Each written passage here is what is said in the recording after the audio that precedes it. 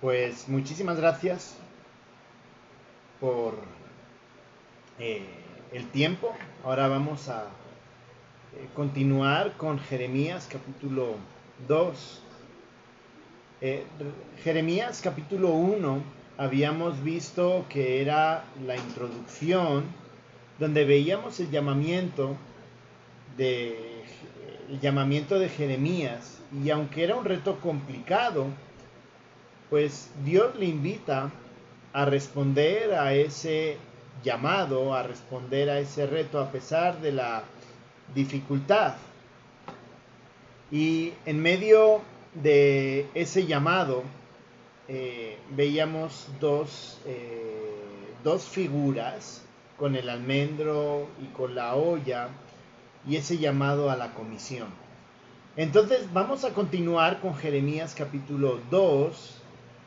Si se recuerdan, habíamos visto que el mensaje era un quiasmo, la estructura de Jeremías era un quiasmo, y el segundo bloque, que es capítulos 2 al 10, que estaban muy relacionados con el 46 y al 51, es un mensaje, en este caso, a Israel.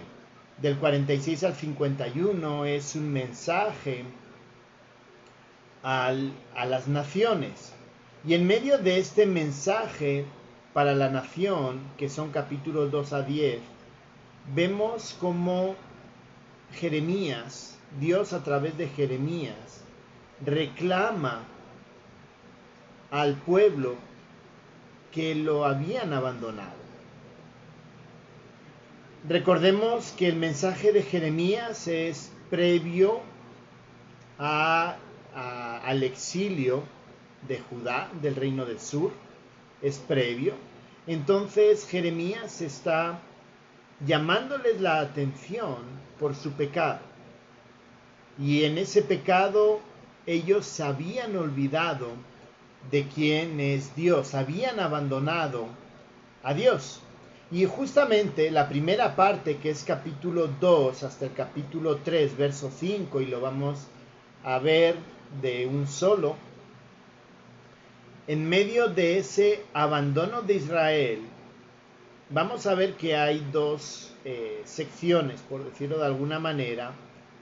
La primera trata acerca del pecado de Israel, y la segunda, la vergüenza de la idolatría. Es decir, en primer lugar trata el pecado, la ofensa contra Dios, y en segundo lugar trata específicamente cuál es el pecado. Y lo que el mensaje de Jeremías nos deja a nosotros como iglesia es un recordatorio de la gravedad del pecado en nuestras vidas. A veces es complicado, por llamarlo de alguna manera, cuando hoy día tratamos de denunciar el pecado. Es complicado porque la forma en la que la sociedad, en la que la iglesia está dentro de la sociedad, nos ha llevado prácticamente como a tener cuidado en cómo decimos las cosas. Cuidado con no ofender. Si tenemos que decir algo, hay que hacerlo con cuidado de que no se sienta atacado, de que no se sienta ofendido, de que no parezca de que las cosas pues no están tan mal. Y hay algo que Dios nos enseña a través de su palabra, y es que el pecado es grave, es muy, muy grave. Y cuando Jeremías está denunciando el pecado, él no está pensando si al pueblo le va a gustar el mensaje o no. Sencillamente, él da ese mensaje profético, ese mensaje acerca de cómo Dios ve el pecado, y entonces denuncia ese pecado. Y creo que alguien me hablaba y me decía, nuestro llamado es un llamado a ser sacerdotes. Me decía, pues tomando primera de Pedro capítulo 2, verso 9, efectivamente somos llamados a orar, pues como oró Jeremías, como oró Daniel, por el pecado de su pueblo. Pero también, en cierto modo, somos llamados a confrontar el pecado. Y en este caso, debemos, pues, obviamente, a través de lo que vamos a estudiar hoy, es evaluarnos cómo estamos nosotros frente al Señor. E insisto, la palabra o el término, el cómo debemos evaluarnos es con honestidad. Y la honestidad tiene que ver con no querer apantallar, no querer aparentar algo que realmente no es, sino realmente hacerlo de tal manera que entendamos que estamos frente a la santidad de Dios y entonces debemos evaluarnos si lo que estamos haciendo es que verdaderamente agrada a Dios o no. Así que vamos a comenzar y vamos a irlo leyendo poco a poco. Capítulo 2, versos del 1 al 12, vamos a ver acerca de la naturaleza de ese pecado. En este caso vamos a verlo, pues obviamente a través del pecado con Israel. Dice así: vino a mí palabra de Jehová, diciendo: anda y clama a los oídos de Jerusalén, diciendo: así dice Jehová, me he acordado de ti, de la fidelidad de tu juventud, del amor de tu desposorio, cuando andabas en pos de mí en el desierto, en tierra no sembrada. Santo era Israel a Jehová, primicias de sus nuevos frutos. Todos los que le devoraban eran culpables, mal venía sobre ellos, dice Jehová. Oíd la palabra de Jehová, casa de Jacob, y todas las familias de la casa de Israel. Así dijo Jehová: ¿qué maldad hallaron en mí vuestros padres, que se alejaron de mí, y se fueron tras la vanidad, y se hicieron vanos? Y no dijeron: ¿dónde está Jehová, que nos hizo subir de la tierra de Egipto, que nos condujo por el desierto, por una tierra desierta y despoblada, por tierra seca y de sombra de muerte, por una tierra por la cual no pasó varón, ni allí habitó hombre? Y os introduje en tierra de abundancia, para que comieseis su fruto y su bien. Pero entrasteis y contaminasteis mi tierra, e hicisteis abominable mi heredad. Los sacerdotes no dijeron: ¿dónde está Jehová? Y los que tenían la ley no me conocieron, y los pastores se rebelaron contra mí, y los profetas profetizaron en nombre de Baal, y anduvieron tras los que no aprovechan. Por tanto, contenderé aún con vosotros, dice Jehová, y con los hijos de vuestros hijos pleitearé. Porque pasad a las costas de Quitim y mirad, y enviad a Cedar, y considerad cuidadosamente, y ved si se ha hecho cosa semejante a esto. ¿Acaso alguna nación ha cambiado sus dioses, aunque ellos no son dioses? Sin embargo, mi pueblo ha trocado su gloria por lo que no aprovecha. Espantaos, cielos, sobre esto, y horrorizaos, desolaos en gran manera, dice Jehová. Así que en esta primera parte, versos del 1 al 12, donde estamos viendo la naturaleza del pecado, vemos como que hay tres partes en que podemos dividir esta sección. La primera parte nos está hablando acerca de los buenos tiempos de Israel, es decir, cuando Israel obedecía a Dios. Versos 1 al 3 está dando un recordatorio de ese pueblo cuando le seguía. Verso 2 dice: así dice Jehová, me he acordado de ti, de la fidelidad de tu juventud, del amor de tu desposorio, cuando andabas en pos de mí en el desierto, en tierra no sembrada. Está hablando de la travesía en el desierto, del éxodo. Y a pesar de todo, recordemos que la primera generación fue muerta por cuestionar, dudar de lo que Dios había dado, pero la segunda generación sí entró en la tierra prometida y está recordando cómo esa generación fue fiel a Dios. Y entonces está diciendo, bueno, esta primera generación realmente sí era una generación que me buscaba, a pesar, y todos sabemos la historia del Éxodo, a pesar de las circunstancias, a pesar de que a veces cuestionaban, a pesar de que a veces se quejaban, todavía Dios la establece como ese primer amor, como esa fidelidad de la juventud. Y algo que está llamando, que está recordando a este pueblo de Israel en la actualidad, en ese momento.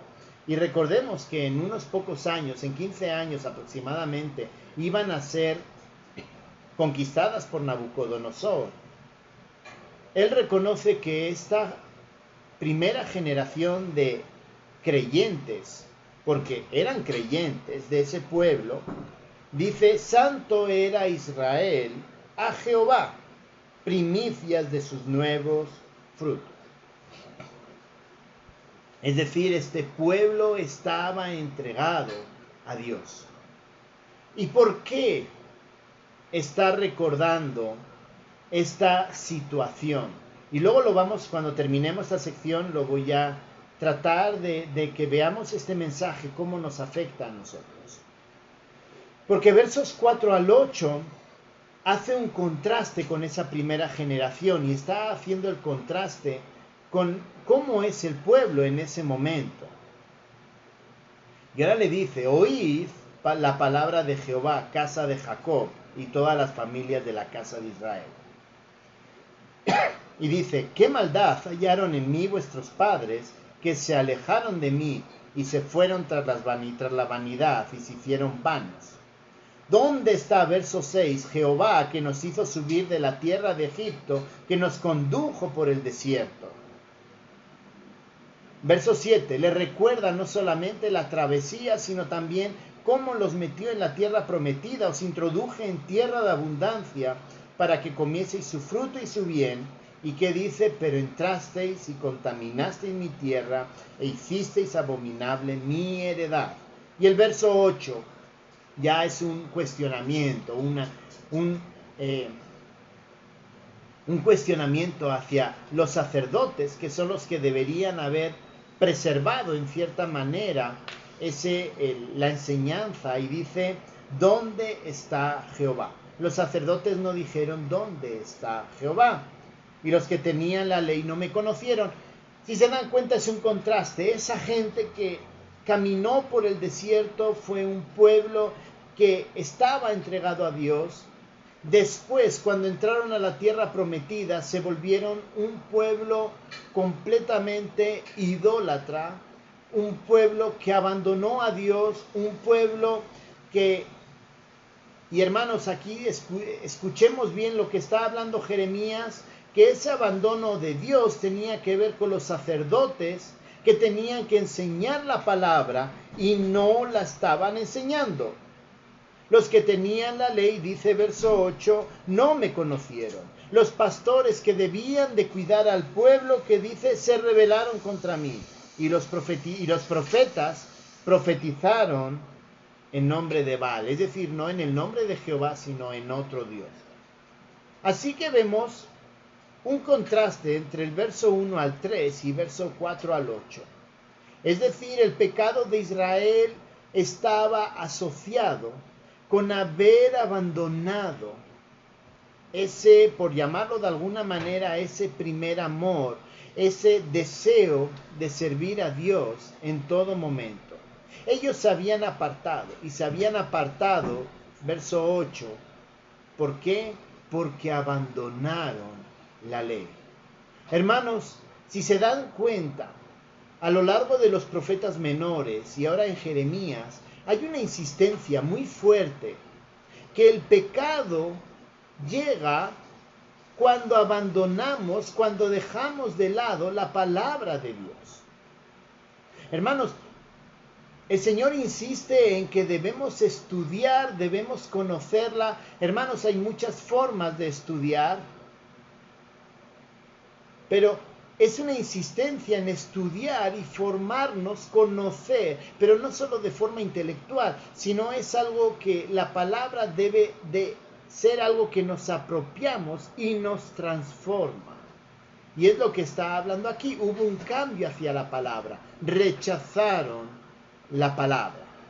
Y entonces, hablando acerca de este pecado, de la naturaleza del pecado, y entendiendo el contraste, entonces verso 9 al 12 habla de juicio por el pecado, ¿no? Por lo tanto, contenderé aún con vosotros. Es decir, me pelearé, les juzgaré, les evaluaré. ¿Por qué? Porque no estoy de acuerdo, dice Dios, con el pecado en sus vidas. Contenderé contra ustedes y con los hijos de vuestros hijos pleitearé. Verso 11 me llama la atención la afirmación que hace, ¿no?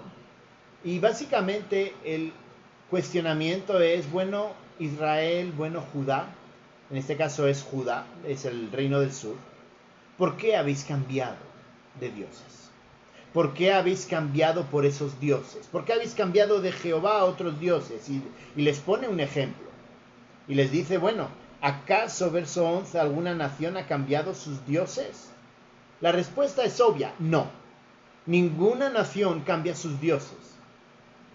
Y entonces la pregunta que él les hace es básicamente, ¿por qué ustedes sí cambian los dioses? ¿Por qué ustedes sí cambian a Jehová por otros dioses?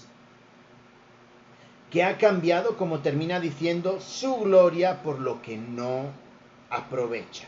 Y entonces habla del juicio. Espantaos cielos sobre esto y horrorizaos. Así que vemos en la primera parte, versos del 1 al 12, está hablando acerca de la naturaleza del pecado. Es decir, han cambiado lo que fue el primer amor, lo que fue esa entrega completa a Dios, como Israel consideraba santo a Dios y Jehová decía santo era Israel, a Jehová había esa doble vuelta. Israel consideraba santo a Dios y Dios lo consideraba santo, apartado para él. Y ellos deciden apartarse y entonces van a recibir juicio. Y la pregunta es, bueno, ¿por qué ocurre esto? Y esto es algo que debemos de pensarlo para nosotros. Hermanos, ¿por qué cedemos al pecado? ¿Por qué, si entendemos que nuestro deber es caminar con el Señor, por qué lo cambiamos? Muchas veces hablamos de ese primer amor en los creyentes, ese primer amor, esa primera entrega, esa pasión por el Señor, que cuando nos convertimos es como un fuego que está dentro de nosotros. Y ese fuego se va apagando y lo vamos transformando en reglas y monotonía. Lo vamos transformando solamente en una lista que tenemos que ponerle una X porque lo hemos hecho o nada porque no lo hemos hecho. Hermanos, si pensamos en el Evangelio, y el Evangelio tiene que ver con el reino de Dios viviendo en nosotros, y obviamente cuando hablamos del reino es rechazar al pecado, que es de lo que está hablando aquí en Jeremías. Lo que debe haber en nosotros, y el Espíritu Santo que está en nosotros, es quien nos da la herramienta, es quien nos da el poder. Debemos vivir constantemente en el Señor, debemos realmente encender, permitir que el Espíritu Santo nos haga entender el pecado. El reino de Dios, y según Mateo, es algo que trasciende. No es solamente reglas, es como el verdadero arrepentimiento, el buscar verdaderamente al Señor a través de su palabra, nos lleva a transformarnos.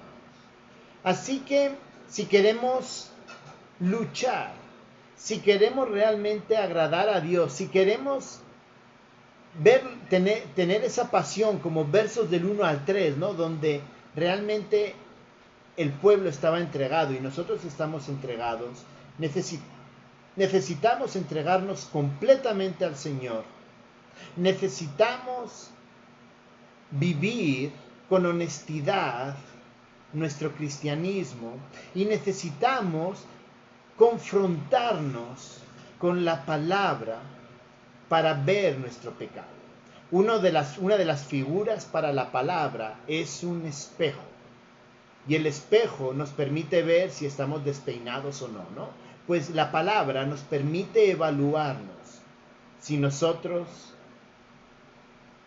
estamos viviendo en pecado o no. Eso significa una evaluación sincera. No, esto ya lo tengo más que superado. No, hermanos, aunque pensemos que algo ya lo hemos superado, necesitamos reevaluarnos a la luz de la palabra si realmente cómo estamos viviendo es con honestidad. ¿Para qué? Para justamente evitar lo que Jeremías está denunciando aquí. Israel cayó en la monotonía. Israel dejó de confrontar su vida, su integridad a la luz de la palabra de Dios, y entonces Dios va a castigarlos. Pero la segunda parte, acerca de cómo el pueblo de Dios abandonó a Dios. La segunda parte tiene que ver con el pecado en específico, la infidelidad en específico, que tiene que ver con en dónde estaban buscando por decirlo así, el apoyo, dónde estaban buscando la confianza. Versos del 2.13 hasta el 3.5, y vamos a ir viéndolo también de a poquitos, ¿no? Son bastantes versículos. Vamos a ver la primera parte, del verso 13, capítulo 2, verso 13, hasta el verso 25. Porque dos males ha hecho mi pueblo. Me dejaron a mí fuente de agua viva y cavaron para sí cisternas rotas que no retienen agua. ¿Es Israel siervo? ¿Es esclavo? ¿Por qué ha venido a ser presa? Los cachorros de león rugieron contra él, alzaron su voz y asolaron su tierra. Quemadas están sus ciudades sin morador. Aún los hijos de Menfis y de Tafnes te quebrantaron la coronilla. ¿No te acarreó esto el haber dejado a Jehová tu Dios cuando te conducía por el camino? Ahora pues, ¿qué tienes tú en el camino de Egipto para que bebas agua del Nilo? ¿Y qué tienes tú en el camino de Asiria para que bebas agua del Éufrates? Tu maldad te castigará y tus rebeldías te condenarán. Sabe pues y ve cuán malo y amargo es el haber dejado tú a Jehová tu Dios y faltar mi temor en ti, dice el Señor, Jehová de los ejércitos. Porque desde muy atrás rompiste tu yugo y tus ataduras y dijiste, no os serviré. Con todo eso, sobre todo collado alto y debajo de todo árbol frondoso te echabas como ramera. Te planté de vid escogida, simiente verdadera toda ella. ¿Cómo pues te me has vuelto sarmiento de vid extraña? Aunque te laves con lejía y amontones jabón sobre ti, la mancha de tu pecado permanecerá aún delante de mí, dice Jehová el Señor. ¿Cómo puedes decir, no soy inmunda, nunca anduve tras los Baales? Mira tu proceder en el valle, conoce lo que has hecho, dromedaría ligera que tuerce su camino, asna montés acostumbrada al desierto, que que en su ardor olfatea el viento, de su lujuria, ¿quién la detendrá? Todos los que la buscaren no se fatigarán, porque en el tiempo de su celo la hallarán. Guarda tus pies de andar descalzos y tu garganta de la sed. Mas dijiste, no hay remedio en ninguna manera, porque a extraños he amado y tras ellos he de ir. Jeremías capítulo 2, verso 13 es como la introducción y vemos del 14 al 19 cómo Judá está buscando apoyo en otros países, y también del 20 al 25 cómo busca el apoyo, busca la confianza en dioses falsos. El verso 13 es quien marca el comienzo de ese juicio por esa vergüenza, por esa idolatría. Y si nos damos cuenta, la idolatría es doble. Por un lado, tiene que ver con dejar de confiar en Dios y confiar en el resto de las naciones. Y tiene que ver también con buscar en otros dioses lo que Dios realmente sí da. Y comienza con las fuentes, ¿no? Dice verso 13, 2 males ha hecho mi pueblo. 2 males. En primero de los males es dejarle a él, y en segundo mal es cavar para sí cisternas rotas. Las cisternas en el desierto, allá en aquella época, tenía que ver con lugares donde guardaban el agua para que pudiera, digamos, luego utilizarse. Cuando habla de esas cisternas rotas, lo que está diciendo es que el agua está fugando, está escapando. ¿De acuerdo? Entonces, en este caso, cuando está hablando de esas cisternas, tiene que ver con haber dejado a Dios, haber dejado de confiar en Dios y estar confiando en otras cosas que no sean Dios. Me dejaron a mí, y cuando dice cavaron cisternas, está diciendo buscaron sus propios medios para tener esa confianza y esa seguridad. La idolatría no es solamente el acto de tener algo a lo que nos gusta. Es decir, idolatría no es solamente, pues lo voy a poner con las redes sociales, no es solamente afirmar mi seguridad, por ejemplo, en el número de likes, ¿no? Tanto en Facebook como Instagram, que les gustan los videos, que me están mirando los estados, les gustan las fotos, y entonces eso me hace sentirme más importante. No solamente es ese tipo de idolatría, sino la primera parte de la idolatría tiene que ver, o sea, buscar cualquier otra cosa significa que automáticamente estoy dejando a Dios de lado. Y eso tiene que ver con la familia, eso tiene que ver con creerme indispensable, eso tiene que ver con pensar que yo soy el que tengo que organizar y ordenar en lo que hemos podido vivir sirviendo allá en México, en Guatemala. Una de las cosas más difíciles es pensar y tener la conciencia y la seguridad de que Dios es el Dios que tiene el control de la iglesia, porque Dios es el dueño de la iglesia. Y a veces pensamos que, no, es que tengo que hacer porque si no, mira lo que va a pasar. No, o sea, Dios nos llama a cuidar, a pastorear, pero quien es realmente el dueño de la iglesia es el Señor. Y el Señor es quien va a actuar. Una forma de idolatría es pensar que Dios no se puede encargar de su iglesia, cuando es su iglesia, es su esposa. Y que yo soy entonces indispensable para que la iglesia camine correctamente. Esa es una forma de idolatría, un ejemplo de idolatría, dentro de algo que podemos entender que es algo espiritual. Y lo mismo ocurre con la familia, lo mismo ocurre con el trabajo. Pensar que el trabajo es mi responsabilidad porque yo soy el que trabajo y el que tengo los ingresos, cuando debemos de entender, y la pandemia nos lo enseñó, que quien nos sostiene realmente es el Señor. Así que vemos el llamado con las cisternas rotas en confiar, es decir, cómo Dios está cuestionando la confianza del pueblo, no en Dios, sino en otros elementos. Y el primer elemento, hemos dicho, del 14 al 19, en otros países que buscan, por decir así, a través de acuerdos, el tener esa seguridad, ¿no? En aquella época, bueno, hoy día también pasa lo mismo, ¿no?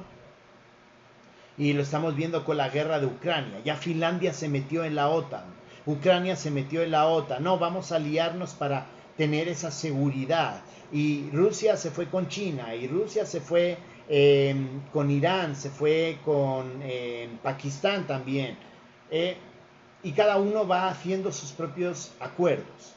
Y en este caso, Dios está juzgándolos justamente porque en vez de confiar en el Señor, porque el Señor era quien iba a sostener al pueblo, lo que están haciendo es confiar en los otros países que les van a ayudar en los momentos de crisis. Verso 16, aún los hijos de Memphis y de Tafnes te quebrantaron la coronilla, ¿no? Y luego dice verso 18, ahora pues, ¿qué tienes tú en el camino de Egipto? ¿Y qué tienes tú en el camino de Asiria? Tu maldad te castigará. Básicamente debemos recordar que Dios había prometido a través del libro de Josué que Dios estaría con ellos en todo momento si ellos se sujetaban y se sometían a la ley de Dios, es decir, a la palabra. Dios los iba a sostener, Dios iba a luchar por ellos. No les hacía falta tener un ejército enorme, no les hacía falta hacer acuerdos con nadie, porque era Dios el que los iba a sostener. Si guardaban su palabra, Josué capítulo 1 habla justamente sobre eso. Y lo vemos el pecado en David, lo vemos el pecado en Salomón, que se casaron con tantas mujeres y esas mujeres tenían que ver con acuerdos políticos. Es decir, cuando vemos en Deuteronomio que Dios les llama a no casarse con mujeres extranjeras a los reyes, es decir, a tener una sola mujer, es porque justamente en la antigüedad los acuerdos se hacían a través de ¿qué? A través de los matrimonios. Entonces, vemos que esa práctica de los acuerdos políticos, por decirlo de alguna manera, era algo normal, pero Dios les había dicho, dependan de mí, yo los voy a cuidar, yo los voy a proteger. Y la segunda cisterna rota, por decirlo de alguna manera, donde no estaban buscando correctamente depender del Señor, sino era a través de los dioses falsos, versos del 20 al 25.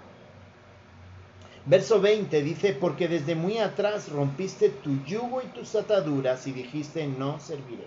Está hablando básicamente de cómo ellos deciden apartarse del Señor y dejar de servirle a Él. Y entonces el Señor le recuerda, te planté como vid escogida, simiente verdadera. Aunque te laves con lejía y amontones jabón sobre ti, la mancha de tu pecado permanece. Es decir, Dios está denunciando el pecado de la idolatría en la vida de ellos. Así que la denuncia de Jeremías está relacionada con la idolatría, por esa falta de confianza, esas cisternas rotas, ¿en qué? En hacer acuerdos con otros países y con buscar dioses falsos. Sigue profundizando, versos 26 hasta el 37, en cuanto a la vergüenza de Israel. Ahora vamos a terminar de ver esta parte en cómo se aplica para nosotros. Pero versos 26 al 28 comienza acerca de la vergüenza.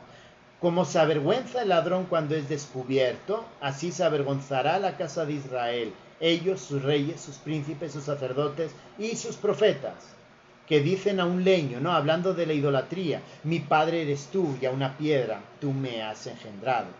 Porque me volvieron la cerviz y no el rostro, es decir, le dieron la espalda el cuello, y en el tiempo de su calamidad dicen: levántate y líbranos. ¿Y dónde están tus dioses que hiciste para ti?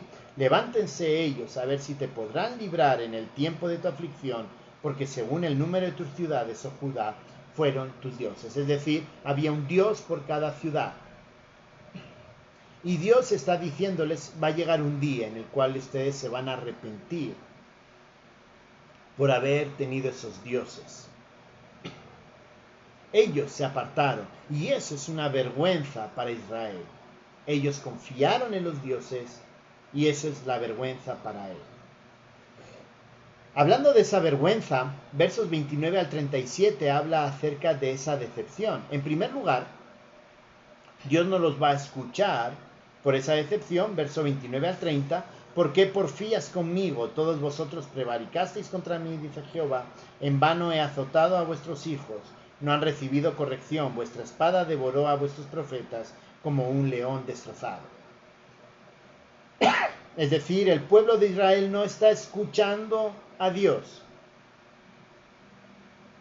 En medio de ese pecado, el pueblo se aparta. Pero va a llegar un momento en el que el pueblo se va a decepcionar completamente de los dioses. Versos 31 al 37. Oh generación, atended vosotros a la palabra de Jehová. ¿He sido yo un desierto para Israel? ¿Porque ha dicho mi pueblo: somos libres? Nunca más vendremos a ti. ¿Se ha olvidado la virgen de su atavío? Está hablando del pueblo, de cómo el pueblo es la esposa de Dios o la desposada de sus galas, pero mi pueblo se ha olvidado de mí por innumerables días. ¿Por qué adornas tu camino para hallar amor? Verso 33, aún a las malvadas enseñaste tus caminos, aún en tus faldas halló la sangre de los pobres, de los inocentes, no las hallaste en ningún delito. Sin embargo, en todas estas cosas dices: soy inocente. De cierto, su ira se apartó de mí, he aquí yo entraré en juicio contigo, porque dijiste: no he pecado. ¿Para qué discurres tanto, cambiando tus caminos? También serás avergonzado, avergonzada Siria también, de allí saldrás con tus manos sobre tu cabeza, porque Jehová desechó a aquellos en quienes tú confiabas, y no prosperarás por ellos. Es decir, denuncia el pecado y finalmente dice: te vas a arrepentir de lo que has hecho. Así que vemos que el pueblo buscaba donde no debía, y vemos también que hay juicio, vergüenza de Israel en depender, en este caso, de los dioses y de los otros países, porque va a llegar un día en el cual ellos van a ser llevados al exilio, van a ser apartados, van a ser conquistados, y entonces se van a arrepentir de todo ello. Y capítulo 3, versos 1 al 5, termina hablando de la infidelidad del pueblo. Dicen, capítulo 3, verso 1, dicen: si alguno dejare a su mujer, y yéndose esta de él, se juntare a otro hombre, ¿volverá ella más? ¿No será tal tierra del todo amancillada? Tú pues has fornicado con muchos amigos más. Vuélvete a mí, dice Jehová. Alza tus ojos a las alturas y ve en qué lugar no te hayas prostituido. Junto a tus caminos, a los caminos te sentabas para ellos, como árabe en el desierto, y con tus fornicaciones y con tu maldad has contaminado la tierra. Por esta causa las aguas han sido detenidas y faltó la lluvia tardía, y has tenido frente de ramera y no quisiste tener vergüenza. A lo menos desde ahora no me llamarás a mí Padre mío, guardador de mi juventud. ¿Guardará su enojo para siempre? ¿Eternamente lo guardará? He aquí que has hablado y hecho cuantos males pudiste. Dios denunciando la infidelidad del pueblo. En esta segunda parte, ¿cómo podemos entender? Si la primera parte entendimos cómo Dios está denunciando el pecado, y eso es un llamado para nosotros, realmente de evaluar frente a la palabra cómo estamos viviendo, con honestidad, no poniendo una muralla, porque realmente el Señor sabe qué hay dentro de nosotros y Él quiere santidad en nuestras vidas. La segunda parte habla acerca de esa idolatría, es decir, quitar a Dios del primer lugar. Y eso es algo que debemos de tener cuidado en el día presente de la misma manera. Quizá hoy día no tenemos troncos, no tenemos piedras que adoramos, pero tenemos otras muchas cosas que quitan a Dios del primer lugar. Y no solamente porque me quiten el tiempo, sino también porque me hacen olvidarme y autoevaluarme cómo estoy yo frente al Señor. Hermanos, la idea de que la palabra de Dios me evalúe tiene que ver no solamente pensar en castigo, tiene que ver con un arrepentimiento para buscar nuevamente a Dios. Es decir, para dejar la idolatría. Así que la primera parte, capítulo 2 hasta el capítulo 3, verso 5, vemos cómo Israel abandona a Dios.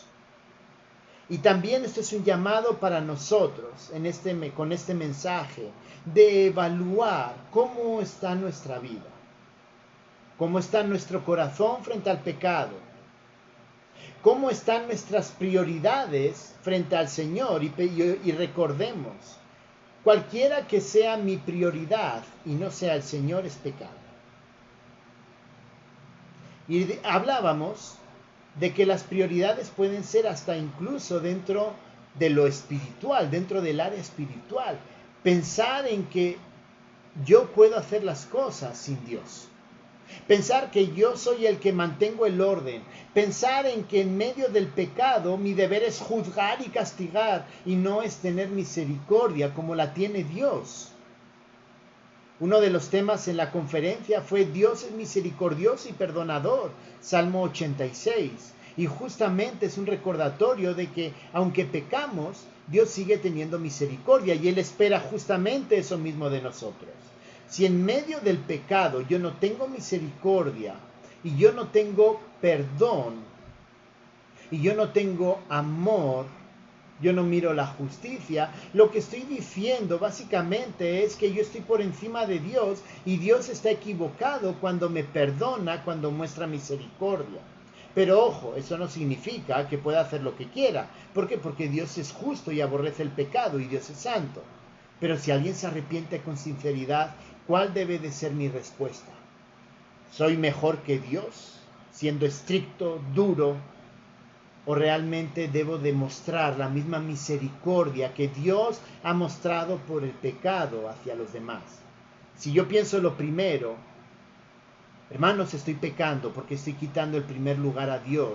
Estoy diciéndole a Dios, Dios, te has equivocado. Por eso digo que también dentro de lo espiritual, dentro del área eclesial, es importante evaluar cómo estamos sirviendo y hacerlo realmente buscándole a Dios. Miren cómo está describiendo Jeremías el pecado del pueblo. El pueblo se apartó de Dios, dejó de confiar en Dios. Que este llamado para nosotros también sirva para evaluar y realmente para buscar que Dios sea el primer lugar en nuestras vidas. Gracias, bendito Señor, por tu palabra. Gracias, Señor, por este mensaje de Jeremías, a rechazar el pecado, a buscarte a ti y también, Señor, a buscarte y darte el primer lugar en todo momento. Ayúdanos, Señor, ayúdanos a buscarte con sinceridad. Te lo pedimos en el nombre de Cristo Jesús. Amén.